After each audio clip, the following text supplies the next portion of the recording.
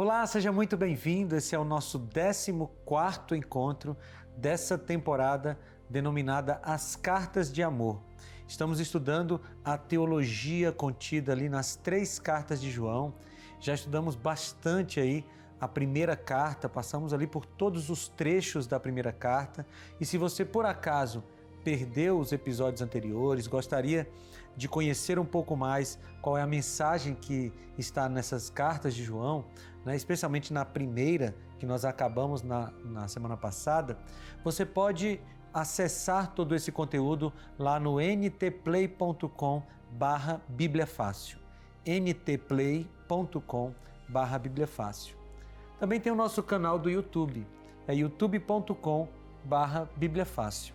Lá você vai conseguir assistir todos os nossos episódios aqui dessa temporada, né, das Cartas de Amor, também os episódios anteriores, né, das temporadas anteriores. Você encontra tudo lá para que você possa crescer espiritualmente, quem sabe rever um tema que você gostou ou compartilhar com alguém um tema que você gostou.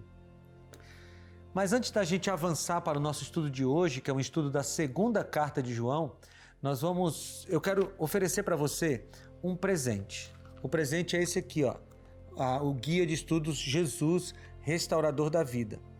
Nesse material aqui, você vai encontrar 20 temas que vão te ajudar a conhecer mais a Bíblia. Vários assuntos da Bíblia, salvação, sobre o sábado, sobre o estado do homem na morte, sobre o céu, os eventos finais. Tem muitos assuntos aqui para que você possa se aprofundar. E esse material pode ir para sua casa de graça. Na verdade, é só você pedir. Você pede e a gente envia para sua casa sem cobrar nada. Você não vai ter que pagar taxa de postagem ou qualquer tipo de taxa extra. Não tem surpresa nenhuma. É um presente nosso. Você só precisa pedir. E tem 3 canais. Você pode pedir pelo telefone, no horário comercial, 0 operadora 12 21 27 31 21. Nesse número você vai falar com a nossa equipe de atendimento, vão pegar lá teus dados, né? CPF, endereço, nome completo, e aí nós vamos enviar para sua casa esse guia de estudos sem custos. Você também pode entrar agora no site biblia.com.br. Nesse site você encontra a imagem desse estudo bíblico, aí você clica lá, vai abrir um formulário, você preenche o formulário, clica no botão para enviar e então você aguarda, porque chegará na sua casa de presente esse guia de estudos da Bíblia. Ou você pode também mandar uma mensagem para esse WhatsApp que está aparecendo aqui na tela. Você salva esse número como Bíblia Fácil, manda uma mensagem, eu quero o guia de estudos Jesus Restaurador da Vida, e aí você vai receber um link de volta, tá? Uma mensagem te respondendo com um link, aí você clica nesse link, preenche o seu cadastro e aguarda que em alguns dias esse estudo chega na sua casa. É um presente nosso. Bem, eu vou guardar o meu estudo aqui para que a gente possa começar o nosso estudo a respeito da segunda carta de João. Mas antes disso, eu gostaria de orar com você. Você pode orar? Feche seus olhos, por favor. Querido Pai, nós vamos agora estudar a segunda carta de João. Tem muita mensagem bonita para nós, Senhor Deus, muita mensagem importante que pode transformar a nossa vida. Pedimos que o Senhor esteja conosco, em nome de Jesus. Amém. Tá com a tua Bíblia aí?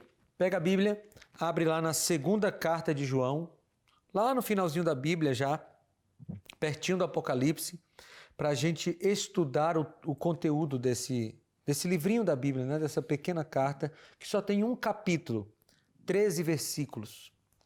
Só fazendo uma retrospectiva de como foram produzidos os escritos de João para que você possa se situar. João ficou ali pela região da Palestina até o ano 70, mais ou menos. Depois ele começou a cuidar das igrejas na região da Ásia, né? Tanto que ele fala lá no Apocalipse que ele envia suas cartas para as 7 igrejas da Ásia.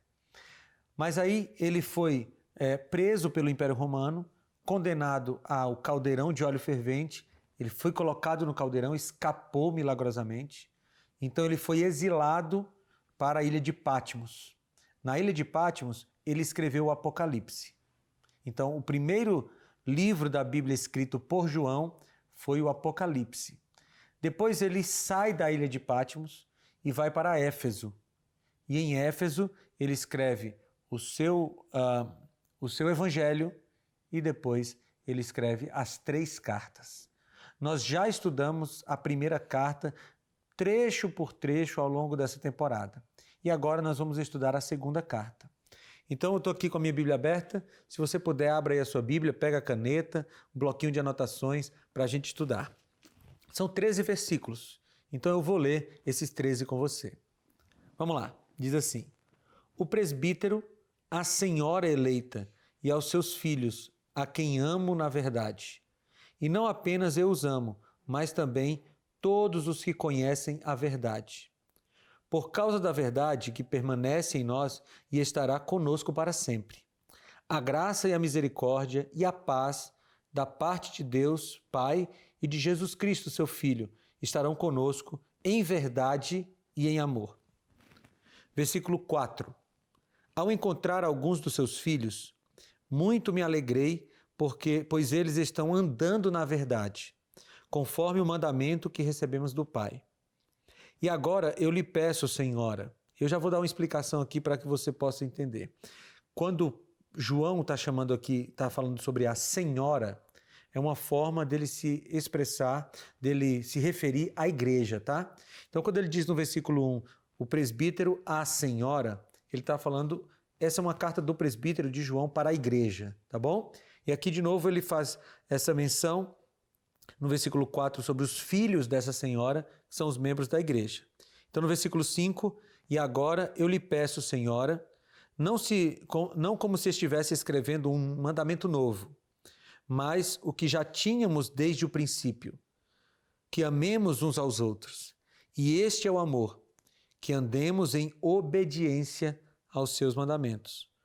Como vocês já têm ouvido desde o princípio, o mandamento é este, que vocês andem em amor. De fato, muitos enganadores têm saído pelo mundo, os quais não confessam que Jesus Cristo veio em corpo.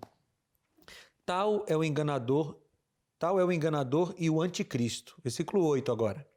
Tenham cuidado para que vocês não destruam o fruto do nosso trabalho, antes seja recompensado plenamente. Versículo 9. Todo aquele que não permanece no ensino de Cristo, mas vai além dele, não tem Deus. Isso aqui é importante, a gente vai explicar depois. Quem permanece no ensino tem o Pai e também o Filho. Se alguém chegar a vocês e não trouxer esse ensino, não o recebam em casa, nem o saúdem, pois quem o saúda torna-se participante das suas obras malignas. Tenho muito que escrever a vocês, mas não é meu propósito fazê-lo com papel e tinta. Em vez disso, espero visitá-los e falar com vocês face a face, para que a nossa alegria seja completa. Os filhos da sua irmã eleita enviam saudações. Aqui, mais uma vez, ele usa essa figura de uma mulher para falar da igreja. Aliás, ele faz isso várias vezes no Apocalipse, né? A mulher simbolizando a igreja. Ele termina a segunda carta falando da irmã dessa igreja para quem ele está mandando a carta, que seria uma outra igreja e que manda saudações. Aqui tem um tema, ou pelo menos 2 temas, que estão em evidência na segunda carta de João. E o primeiro tema é a questão da verdade. Várias vezes João cita aqui a verdade. Ele diz, os filhos a quem amo na verdade. Ele fala aqui também todos que conhecem a verdade. E ele fala aqui daqueles que permanecem na verdade. Há 3 verbos aqui relacionados com a verdade. O primeiro é amar a verdade. O que é amar a verdade? É você querer a verdade para você. Amar aqui é no sentido de querer essa verdade, de buscar essa verdade, de querer essa verdade perto de você. E João estava dizendo que aqueles cristãos para quem ele enviava a carta amavam essa verdade. Só que essa carta foi escrita para os cristãos do primeiro século, mas pela inspiração para nós também. Porque a Bíblia foi produzida por Deus não só para aquele momento no qual ela foi escrita, mas para chegar até nós. Nós precisamos dar atenção e aprender com a palavra de Deus. Então, quando João elogia o amor à verdade daquela igreja lá no primeiro século, ele está, por tabela, dizendo para nós que nós precisamos amar a verdade. Amar a verdade pressupõe odiar a mentira. Nós amamos a verdade, odiamos a mentira. Não o mentiroso. O mentiroso nós tentamos resgatar, nós repreendemos para tentar consertar a vida dele, mas a mentira nós odiamos, até porque Jesus falou que o pai da mentira é o diabo. Então, o cristão não trabalha com a mentira, ele ama a verdade. O segundo verbo é o verbo conhecer, conhecer a verdade. E aqui já tem um ponto muito importante, porque muitas vezes, durante aquele período, ali, especialmente ali no primeiro século, existia uma questão. É possível conhecer a verdade? E a gente tem essa questão de novo hoje no século XXI. É possível conhecer a verdade? Então, Jesus inspira, através do Espírito Santo, o apóstolo João para dizer que eles conhecem a verdade e nos falar que é possível conhecer a verdade. E aí, nós temos uma responsabilidade de buscar esse conhecimento. Só que o terceiro verbo usado por João é permanecer na verdade. A gente ama a verdade, a gente conhece a verdade e a gente permanece na verdade. E se não for assim, não adianta. Porque não adianta apenas você, em um momento da sua vida, amar a verdade, em um momento da sua vida você conhecer a verdade e você não permanecer nela. Permanecer a vida toda, até a morte ou até encontrar o Senhor Jesus. Aí João começa a falar dos seus filhos. E quando ele vai falar dos seus filhos, ele também fala dos filhos da verdade, ou dos filhos que estão andando na verdade. Queridos, a verdade é um tema presente na carta de João, porque somente pela verdade é que nós seremos transformados.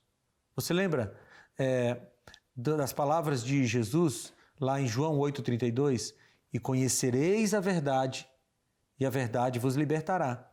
Por isso que a ênfase de João é tão grande, porque ele já tinha ouvido de Jesus que é preciso buscar, conhecer e amar a verdade. É preciso ser um filho da verdade. E os filhos da verdade têm um sinal na sua vida, segundo a carta aqui. Os filhos da verdade obedecem ao Pai. E aqui João repete um tema que ele já tinha tratado na primeira carta: a junção, a união entre amor e obediência. Não existe nenhum tipo de separação entre amor e obediência. Infelizmente, no mundo que nós vivemos agora, nesse mundo protestante que a gente vive agora, fizeram uma separação, uma dicotomia entre amor e obediência. Como se uma coisa anulasse a outra. Como é que nós chegamos nesse ponto? Como é que nós chegamos no ponto de separar amor e obediência, a ponto de alguns dizerem assim: olha, não precisa ensinar doutrinas, apenas fale sobre o amor de Deus. Como se o amor de Deus e as doutrinas bíblicas fossem coisas distintas, separadas, contrárias. Sabe como foi que nós chegamos aqui? Nós somos herdeiros da Reforma Protestante. O mundo cristão, hoje, na sua grande maioria, herdeiro da Reforma Protestante. E um dos ícones da Reforma Protestante foi Martinho Lutero. E Martinho Lutero era um monge agostiniano. Isso quer dizer que a teologia e a filosofia de Lutero eram uma herança de Santo Agostinho.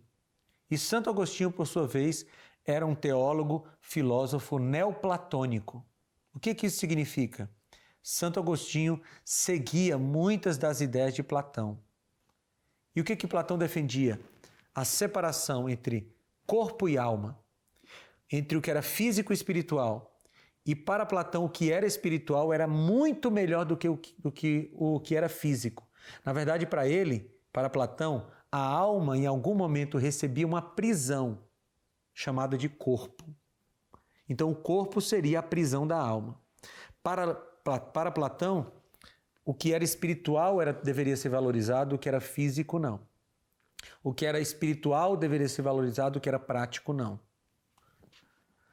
Aí esse pensamento passa para Santo Agostinho, passa para Lutero e chega até nós. Essa separação entre amor e obediência. Quando alguém defende que o amor ele dispensa a obediência a Deus, essa pessoa não está sendo bíblica, ela está sendo platônica. Ela está seguindo um outro homem e não a Jesus. Existe uma ligação íntima, indissociável entre amor e obediência. João também fala que os filhos da verdade amam. E a gente já viu isso ao longo da nossa temporada, mas se João repete, nós vamos repetir. Os filhos da verdade amam. E o contrário é verdadeiro. Aqueles que odeiam são filhos da mentira. Mas o amor aqui é o amor de Deus. Não é esse amor que se fala por aí, um amor que quebra mandamentos, um amor que transgride a lei de Deus, um amor que pisa nos princípios de Deus. Não é esse o amor. É o amor de Deus. O amor que valoriza os mandamentos. O amor que valoriza os princípios. O amor que realça aquilo que Deus pediu de nós e trabalha para que isso seja efetivo na vida. Por isso que os filhos da verdade amam. Os filhos da verdade valorizam o amor de Deus. João também fala que os filhos da verdade andam na verdade. E aqui tem um processo contínuo, sabe? Um processo que vai durando, vai se estendendo ao longo da vida. Hoje você está na verdade, amanhã você também está na verdade, e depois também. E você vai andando na verdade. Não adianta você ter conhecido a verdade em algum momento do passado, obedecido lá, e agora você abandonou, relaxou. E essa é uma tendência do ser humano. Às vezes a gente está ali firme, na verdade, mas aos poucos vai arrefecendo, vai esfriando, a gente vai relativizando alguns princípios, fazendo algumas concessões, e quando a gente menos percebe, nós estamos afundados no pecado. Amigo, o pecado funciona desse jeito. Não é assim, uma hora a gente está fiel a Deus e no segundo seguinte a gente jogou tudo por terra. Não é assim. Nós vamos aos poucos, sendo envolvidos pelo pecado, fazendo concessões, relativizando as coisas, e aos poucos a gente vai colocando o nosso pé na lama do pecado, até que a gente se afunda nela. Esse é o primeiro tema aqui da segunda carta de João. O segundo tema é como a igreja deveria tratar os enganadores.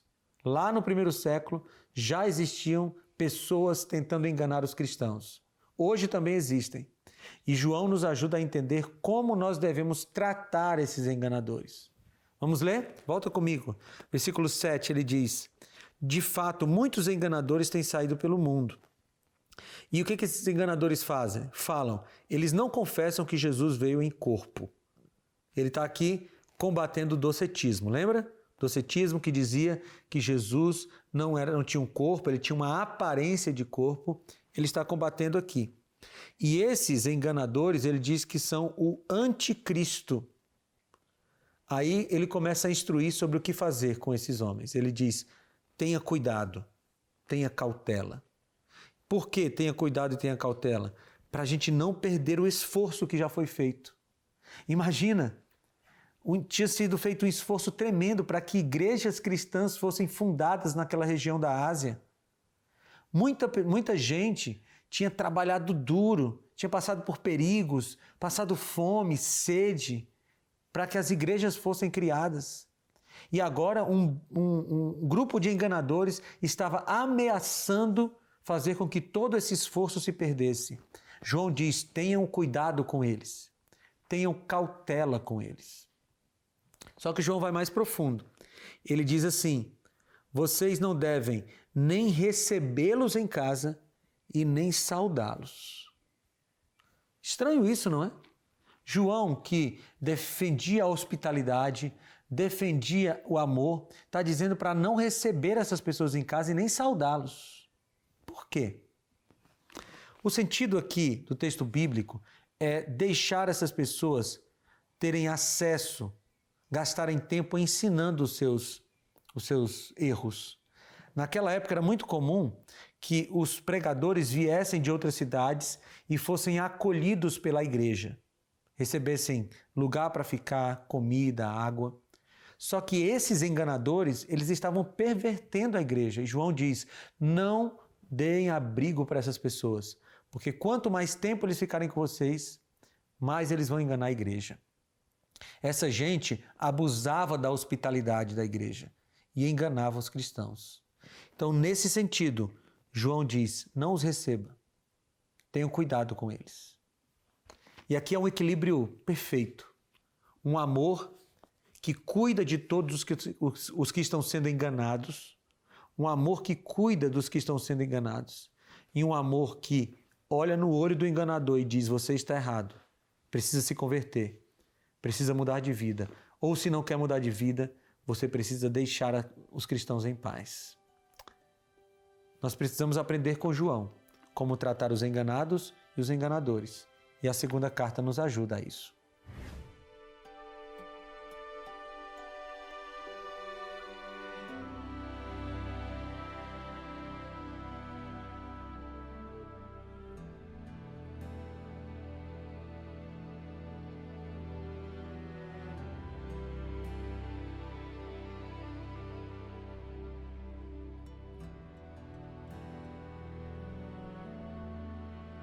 Vamos pensar um pouco mais sobre esse tema da verdade. Esse é um tema central nas cartas de João e na Bíblia como um todo. E essa pergunta, o que é a verdade, é uma pergunta que acompanha a humanidade desde muito tempo. Os filósofos gregos antigos já trabalhavam com esse conceito de verdade. A Bíblia apresenta esse conceito de verdade em muitos lugares. É um tema que a humanidade se preocupa. Para você ter uma ideia, nós temos na Bíblia essa pergunta, o que é a verdade?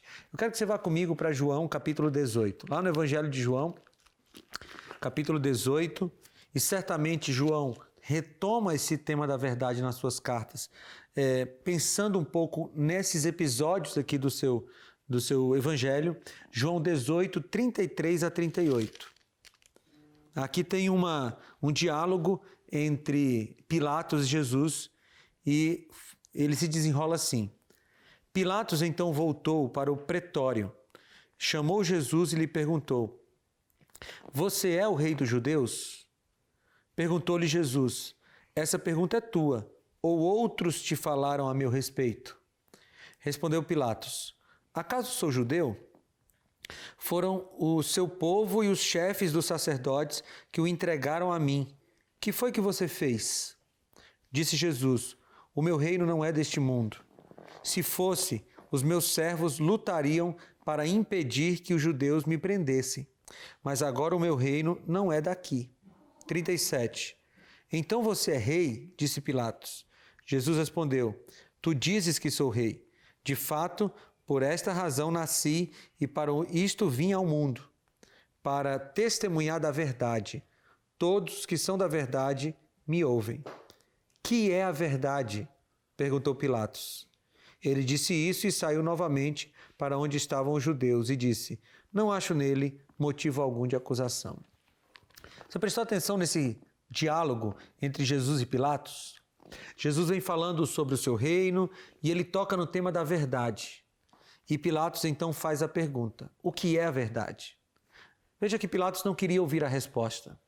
Ele pergunta o que é a verdade e sai.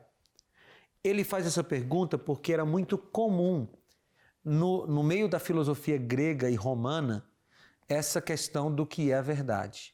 Era uma questão filosófica importante, mas nesse caso aqui de Jesus é mais que uma questão filosófica, é uma questão teológica, porque a verdade tem tudo a ver com a nossa salvação. Em grego, a palavra para verdade é aletheia. E aletheia significa revelar ou tirar o véu. Ou seja, Quando um grego fala sobre verdade, e a cabeça de Pilatos, ela funcionava sob um sistema de pensamento grego, que era o comum daquela época, né? Tirando ali os judeus que tinham um sistema de pensamento hebraico diferente do sistema grego.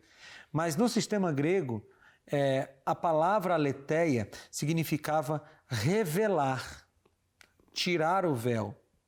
Ou seja, para um grego, e um romano também, no caso de Pilatos, a verdade era algo que deveria ser revelada. Portanto, o que a gente deduz disso é que os gregos e romanos pensavam que a verdade existe, mas estava escondida. E aí precisava ser revelada. Nesse quesito, nós podemos até pensar em Jesus como sendo a verdade revelada de Deus. E naquele momento, quando Pilatos ele pergunta o que é a verdade, ele não estava apenas discutindo filosofia com Jesus, mas ele estava diante daquele que é a verdade. Você já parou para pensar no privilégio que Pilatos teve e desperdiçou?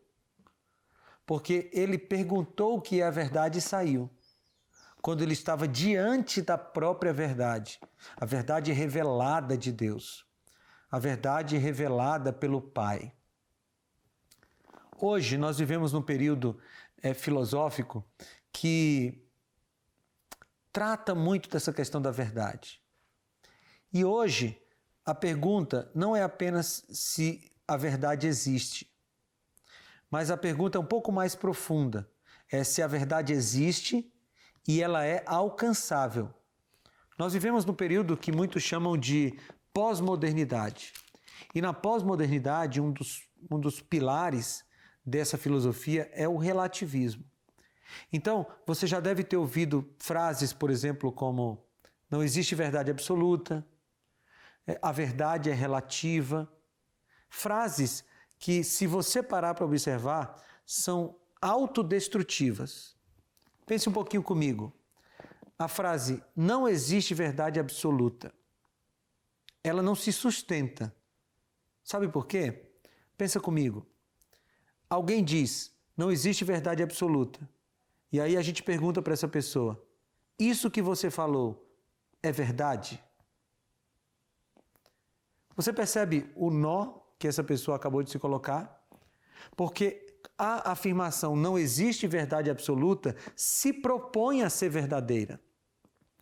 Mas se o relativista disser, não, essa frase não é absolutamente verdade, então ele está admitindo que pode existir uma verdade absoluta. Mas se ele diz, não, é absolutamente verdade que não existe verdade absoluta, ele acabou de se contradizer, porque ele acabou de afirmar algo com absoluta certeza. Você percebe como negar a verdade é um nó, um emaranhado filosófico que nos leva cada vez mais a uma vida sem certezas, uma vida de relativismo? A questão atual, se a verdade existe e se ela pode ser alcançada, é uma questão cada vez mais profunda e que tem afastado cada vez mais as pessoas da verdade divina. Nós não podemos negar que existem algumas verdades que são relativas mesmo. Por exemplo, a verdade científica, ela é relativa. Hoje a ciência descobre uma coisa e aquilo se torna uma verdade e daqui a algum tempo há uma nova descoberta que desfaz essa anterior e a verdade muda. A verdade científica é relativa, sim. A verdade dos nossos sentimentos, ela é relativa também. Porque hoje nós estamos sentindo uma coisa, amanhã sentimos outra. Hoje nós temos amor por uma pessoa, amanhã nós odiamos. E os nossos sentimentos, a verdade dos nossos sentimentos, ela é relativa. As verdades humanas são relativas, sim. Porque hoje um ser humano está afirmando uma coisa, ele gosta de determinada coisa, ele tem atração por determinada coisa e amanhã tudo já mudou. A verdade humana é relativa. Mas existe uma verdade que é absoluta. É a verdade divina. A verdade bíblica. E, afinal de contas, o que é a verdade? Vamos ver na Bíblia? Primeiro vamos lá para João, o Evangelho de João, no capítulo 8, no versículo 32. João 8, 32. Diz assim: e conhecerão a verdade, e a verdade os libertará. Então Jesus está aqui, dentre outras coisas, dizendo que a verdade existe, ok? Que a verdade existe e essa verdade liberta. Quando você conhece, quando você se relaciona com ela. Então, o primeiro ponto aqui já fica muito claro. Existe a verdade. Jesus não era relativista, não é relativista hoje, e nós não podemos ser relativistas do ponto de vista bíblico como cristãos. Porque a verdade existe e Jesus afirma isso. Agora, quem é a verdade ou o que é a verdade? Ainda João, eu quero que você passe algumas páginas e vai para o capítulo 14. E nós vamos ler aqui o versículo 5 e 6. Vamos lá? Diz assim, esses dois versículos dizem assim: disse-lhe Tomé, Senhor, não sabemos para onde vais, como então podemos saber o caminho? Respondeu Jesus, eu sou o caminho, a verdade e a vida. Ninguém vem ao Pai a não ser por mim. Então Jesus aqui define o que é a verdade. E a verdade é Ele próprio. Você percebe que enquanto para a filosofia grega a verdade era um conceito, a verdade era uma coisa, digamos, abstrata, para o cristianismo a verdade é uma pessoa. A verdade é Cristo. Então é Ele quem estabelece o que é certo e errado. É Ele quem estabelece o que é verdade e o que é mentira. Se a verdade é uma pessoa, nós precisamos nos aproximar dessa pessoa. E aí a gente volta para o texto que nós lemos anteriormente. Jesus falou, e conhecereis a verdade, e a verdade vos libertará. Ora, se a verdade é Cristo, então nós poderíamos até substituir o termo verdade em João 8,32 por Cristo e dizer, e conhecereis a Cristo, e Cristo os libertará. Então a Bíblia está nos ensinando o que é a verdade, mas Jesus afirmou que outra coisa também é verdade. Vamos ler? Ainda em João, no capítulo 17, no versículo 17, a Bíblia diz assim, na oração sacerdotal de Jesus, santifica-os na verdade, a tua palavra é a verdade. Jesus une então todos esses conceitos para a gente entender o que significa tudo isso. A gente conhece a verdade nos liberta. O que é a verdade? A verdade é Cristo. E Cristo disse que a palavra é a verdade. O que tudo isso significa? Significa que nós entramos em contato com a verdade, que é Jesus, através da palavra. Aqui nesse livro, queridos, nós encontramos a verdade de Deus para nós. Porque nós não temos o privilégio de entrar em contato com Jesus de maneira direta, física, como os discípulos tiveram lá nos primeiros 31 anos dessa era cristã, especialmente nos 3 anos e meio do seu ministério. Nós não temos esse privilégio de abraçar Jesus, de ouvir dele os seus ensinamentos, como os discípulos tiveram o privilégio de ouvir o Sermão da Montanha, ali em Mateus capítulos 5, 6 e 7. Nós não temos esse privilégio de perguntar a Jesus, de apresentar a Ele as nossas dúvidas. Não temos esse privilégio. Mas Jesus providenciou um jeito de nós o encontrarmos. É através da palavra. Quando você abre esse livro, estuda esse livro, você está encontrando a verdade de Deus para a sua vida. Por isso que ele diz, conhecereis a verdade vos libertará. Ele diz, eu sou a verdade. E ele diz, a palavra é a verdade. O que isso Em que isso implica na nossa vida? A Bíblia ser a verdade. Quais são as consequências disso para a nossa vida? As consequências giram em torno de que tudo aquilo que está na Bíblia serve para nós. É verdade para nós. Mas aquilo que não está na Bíblia, ou aquilo que está em oposição à Bíblia, é mentira. A lógica é muito clara. Se esse livro é verdade, e nós cremos que é, porque Jesus falou e Jesus nunca errou. Se esse livro é verdade, então tudo que se opõe a esse livro é mentira. E não importa se é uma mentira popular, não importa se é uma mentira difundida nas redes sociais, não importa se é uma mentira defendida por pessoas famosas, não importa se é uma mentira defendida por líderes religiosos, não importa se é uma mentira defendida por influencers cristãos, não importa se é uma mentira defendida por cantores, por seja lá quem for. Se está em oposição à Bíblia, é mentira, e se é mentira, deve ser rejeitada. Não tem como a gente lidar, defender, apoiar coisas que estão contrárias à Bíblia e achar que nós continuaremos andando na verdade. Porque a partir do momento que nós defendemos coisas que estão fora da Bíblia, que estão em oposição à Bíblia, nós nos tornamos inimigos da Bíblia e de Deus. Nós lemos, inclusive, lá em Tiago, em um dos nossos episódios anteriores, aquele texto que diz que a amizade com o mundo é inimizade com Deus. Então, tudo que o mundo, no sentido de cosmos, no sentido de mundo caído, defende contra a Bíblia, deve receber a nossa desaprovação. Você que é um cristão, tem o desafio de se opor abertamente, claramente, a tudo aquilo que não é bíblico. Tudo aquilo que se opõe à Bíblia. A verdade nos liberta, mas só nos liberta se nós conhecemos, se nós vivemos e se nós praticamos a verdade.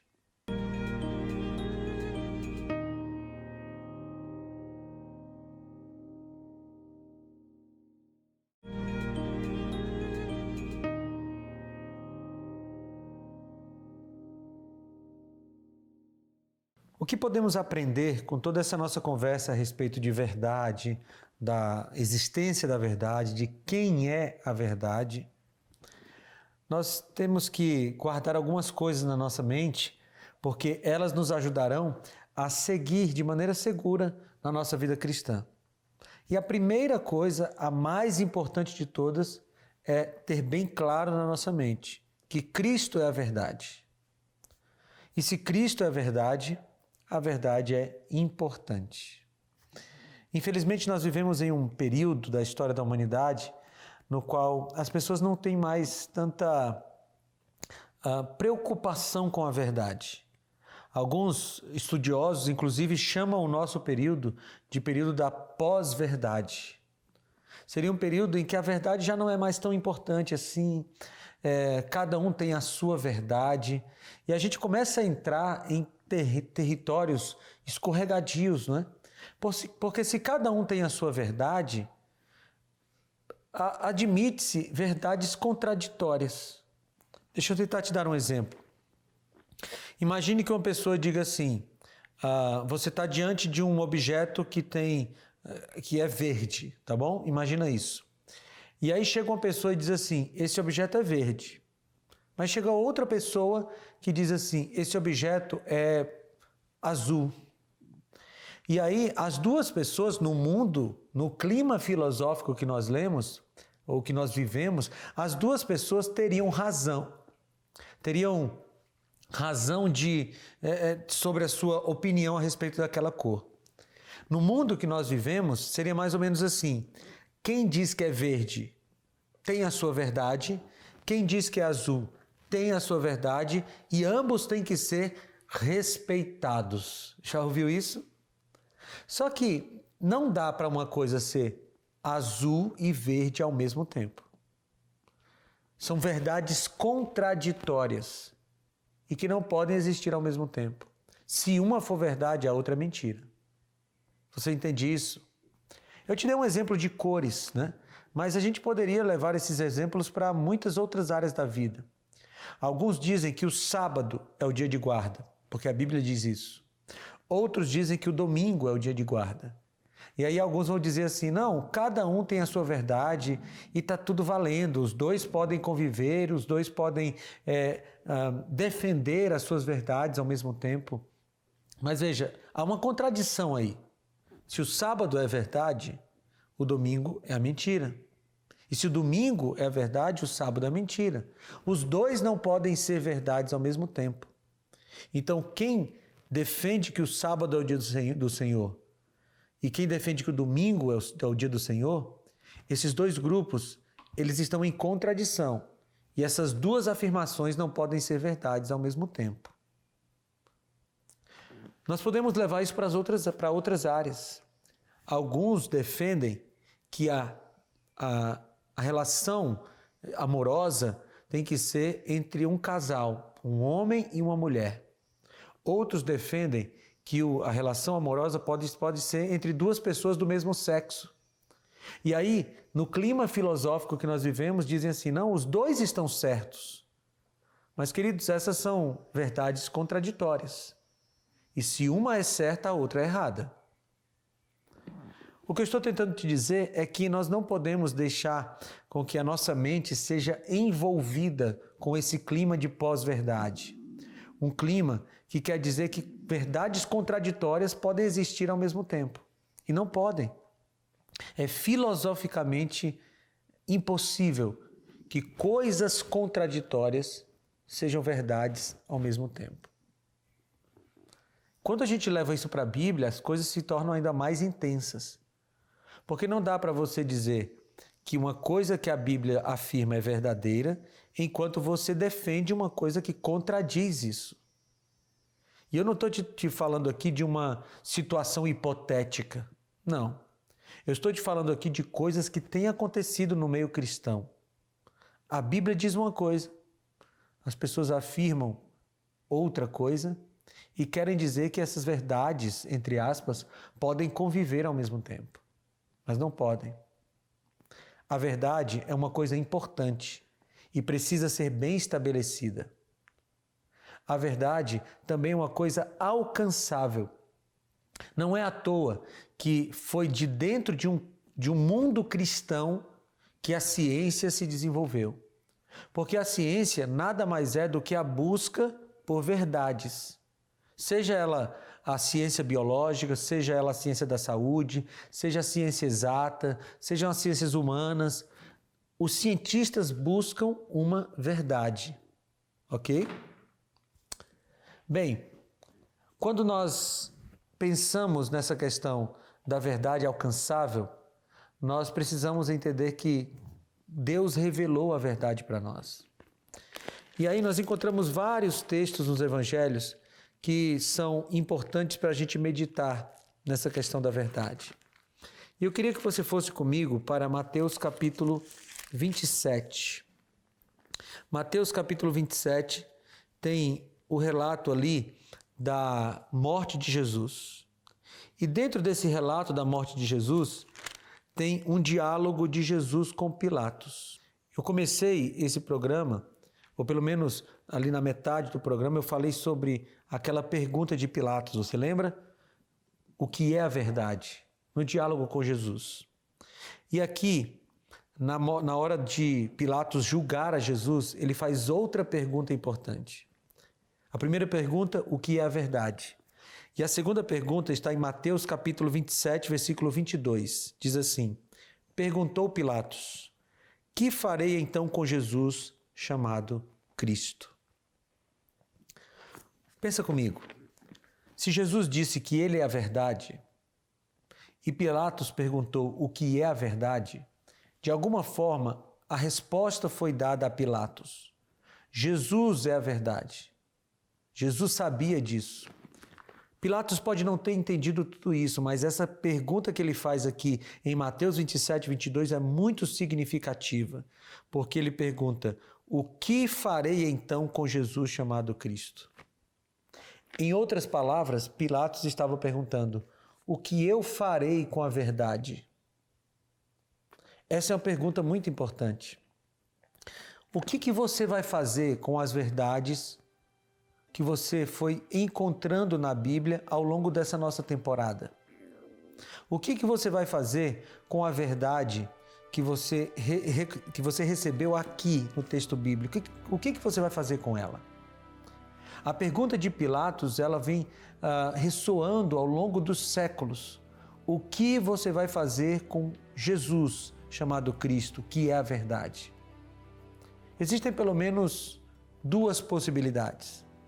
A primeira possibilidade é você desprezar a verdade, desprezar a Cristo. E essa possibilidade tem sido adotada por muitas pessoas. Tem muita gente por aí desprezando a verdade. Muita gente por aí abandonando a verdade. Gente que estava no meio cristão. Gente que até um dia esteve comprometida com a verdade, mas em algum momento decidiu que não queria mais esse compromisso e desprezou a verdade. E infelizmente essas pessoas sofrerão as consequências das suas decisões, porque é assim que está no mundo real. Você faz uma decisão e você sofre as consequências dela. A segunda opção sobre a verdade é você abraçar a verdade. Pilatos perguntou: o que você fará, o que vocês farão com Cristo? Ou o que eu faço com Cristo, com Jesus chamado Cristo? E a resposta melhor para Pilatos e para você e para mim seria: abrace a verdade. Se Jesus é a verdade e ele se revela através da palavra, então é preciso abraçar a verdade. E abraçar a verdade é conhecê-la, aceitá-la e vivê-la. Ninguém que rejeita a verdade vai conseguir, no final das contas, receber de Deus a vida eterna. Porque a Bíblia diz que é a verdade que liberta. É conhecer a Bíblia que liberta. E se você me assiste agora, conhece a palavra de Deus, mas se recusa a obedecê-la, você está rejeitando a verdade. E quem rejeita a verdade acaba na morte eterna. Por isso eu quero te convidar agora, convidar para você fazer um compromisso com Deus, de abraçar a verdade que é Cristo e sua palavra, e de viver essa verdade em toda a sua plenitude. Talvez você não conheça tudo agora, mas você está começando uma caminhada junto a Cristo, estudando a sua palavra. Você estudou comigo aqui as cartas de João, você está estudando com a Novo Tempo outros temas, você tem a Bíblia na sua casa e você pode estudar a palavra de Deus, porque é garantido por Jesus. Você conhece a palavra e ela liberta você. E não importa qual é a sua prisão, qualquer prisão pode ser aberta se você conhece a verdade de Jesus. O compromisso vai ser feito agora, enquanto você ouve essa música. Faça o seu compromisso pela verdade com Jesus.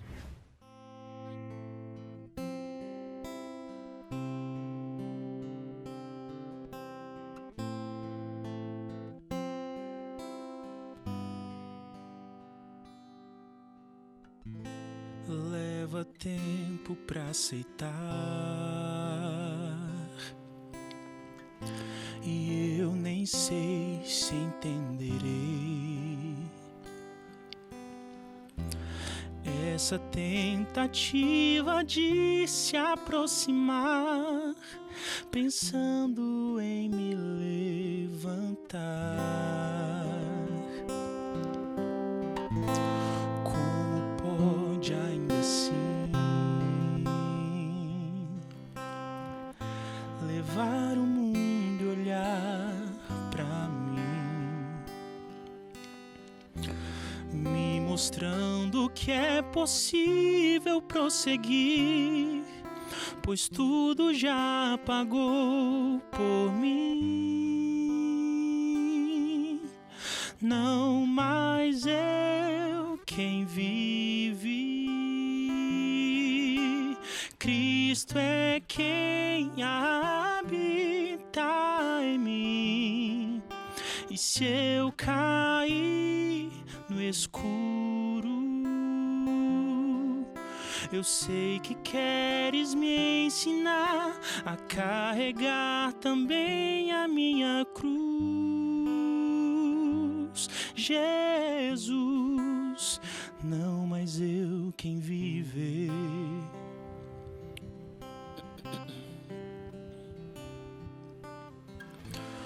O silêncio de seu pai, desamor entre seus filhos, e apesar do meu pecado castigar, o que ainda ofere é olhar e ver indiferença. Não mais eu quem vive, não mais eu quem vive, Cristo é quem habita em mim. E se eu cair no escuro, eu sei que podes me ensinar a carregar também a minha cruz. Oh, não mais eu quem vive,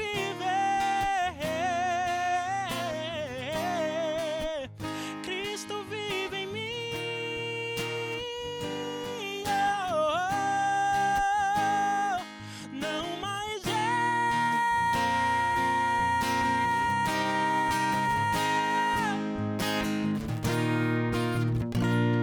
Cristo vive em mim.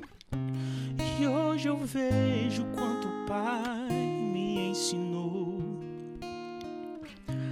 Acreditou que o Filho iria até o fim. E quando parecer que o Pai te abandonou, entenda, ainda não é o fim. Não mais eu,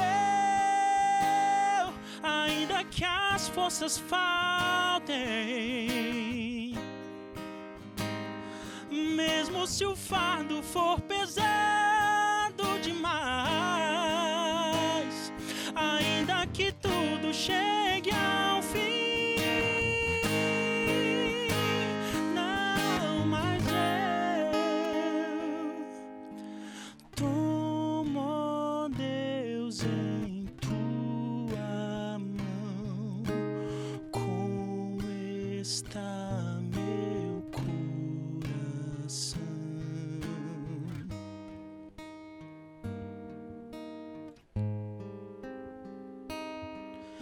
Eu sei que podes me ensinar a carregar também a minha cruz. Jesus, não mais eu quem vive. Amém. Pilatos perguntou: o que farei com Jesus chamado Cristo? Sabe o que foi que Pilatos fez? Rejeitou. Pilatos entregou Jesus para ser crucificado, e a tradição diz que Pilatos ficou com a consciência tão pesada que ele acabou cometendo suicídio. Nunca mais ele teve paz quando ele rejeitou a Jesus. E você? O que você fará de Jesus chamado Cristo? Ele quer transformar a sua vida, Ele quer dar sentido para a vida, Ele quer te fazer feliz e Ele quer te dar um futuro eterno, um futuro de vida eterna. Mas a decisão é sua, a decisão é minha. Eu posso te dar o meu testemunho. Eu aceitei Jesus, eu aceitei a verdade de Cristo e tenho uma vida com sentido por causa dele. E eu quero convidar você a ter a mesma vida, a vida com sentido. Eu não estou te falando de vida sem problemas. Eu estou falando de vida com sentido. E esse sentido que Jesus dá à nossa vida, ele persiste, mesmo quando nós enfrentamos problemas. Eu quero orar por você, para que a decisão que você tem que tomar agora seja efetiva e real na sua vida. Senhor Deus, nós estudamos sobre a verdade. Descobrimos que o Senhor é a verdade e a Tua palavra é a verdade. E agora nós queremos viver essa verdade. Te pedimos que o Senhor nos ajude a isso. E pedimos em nome daquele que é a verdade, Jesus Cristo. Amém. Amigos, foi muito bom falar com vocês. Eu espero que a verdade de Deus fique bem gravada aí na sua mente. Eu espero que você se interesse para estudar mais a Bíblia. E aí eu convido você a estar comigo no nosso próximo episódio, que é o último dessa série. Na próxima sexta-feira, às 10 horas da noite, nós nos encontramos aqui, nesse mesmo canal, para a gente continuar estudando as cartas de amor, estudando a terceira carta de João. Um abraço e até a próxima sexta.